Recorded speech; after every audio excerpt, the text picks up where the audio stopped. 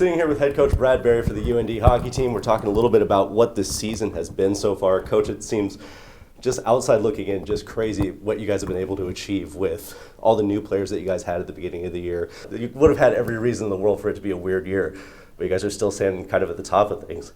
How do you do that as a program? Well, I think it's the mental resiliency, being mentally tough, I think, going through some adversity of whatever that is. And, let's be honest, the last couple of years have been tough, not only for our program, but the world in general as far as, adapting and being flexible to the COVID virus. And, I think that makes everybody a little bit hardened. And I think our group has kind of learned from it that, whatever gets thrown at you, you gotta deal with it. You gotta make sure that you be positive, and you got to find a way to get it done. And, I commend our players for doing that. It hasn't been easy this year, with what you just talked about, but also with some injuries here in the second half of the season.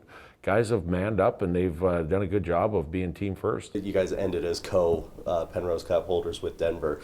Did you think at the beginning of the season, with all the new guys that you had coming in, that you guys would be at this point? Well, you know what, I think every year just to be honest with you, we have goals that we want to attain. We call them checking the boxes and stuff, and we really don't get ahead of ourselves. But deep down, there's a competitive fire to check those boxes each and every year. It doesn't matter who's in our lineup, whether the last couple of years of being very inexperienced and having a veteran team, or even having new guys coming in. We have lofty goals here, but you got to take care of the process, and it might sound a little bit like a cliche, but you got to work on the day-to-day things that'll give you success. Our guys did a really good job from the outset of the season.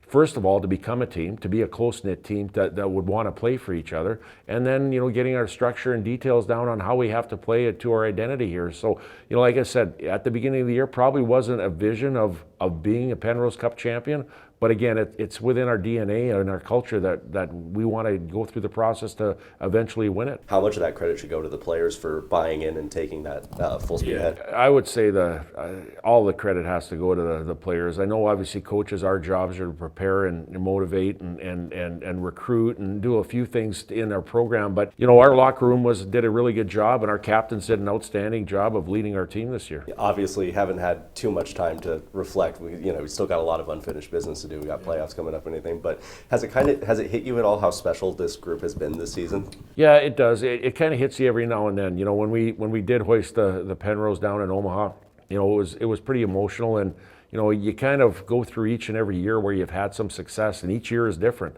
And this year is really different in the fact that when you bring 14 new players in your group, a lot of those guys, all of them, haven't had an experience of winning a league championship, and it was kind of neat to see those guys get excited about it. I know the group, the 13 guys returning, most of them won 2 and some have won 1, but it's nice to see the new guys get a chance to do that. Take me back to the last offseason. All those guys leave to go to the professional level. You got these 14 new guys coming in. You got some transfers maybe on the horizon.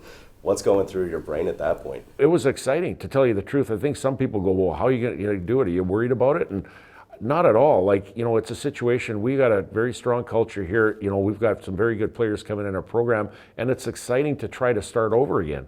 And again, like I talked about, when you have the leadership group that helps you kind of get to where you need to go, it even makes it more of a greater experience here. Last year, you guys had, some would say up until that 5th overtime in Duluth, the best team in the country. And then you have this team, I think, just finished a point behind them in the NCHC standings this year. How much of that comes down to the foundation that you guys have built in this program? Yeah, for sure. And again, it goes to everything, the foundation of the program. It was built here a long, long time ago before I even got here. But, I was fortunate enough to play for a coach named Gino Gasparini. And I remember he took over the program in 1979. And, he in a short amount of time, he built up the program to what it is today. And, through the coaches that came through here after him, through the players that came through here after him, they've carried the torch. They've carried the torch of what Gino did, of laying the blocks of the great tradition that we have here. And again, that's our obligation as players and coaches, is to keep passing that torch on to the next wave of players coming in.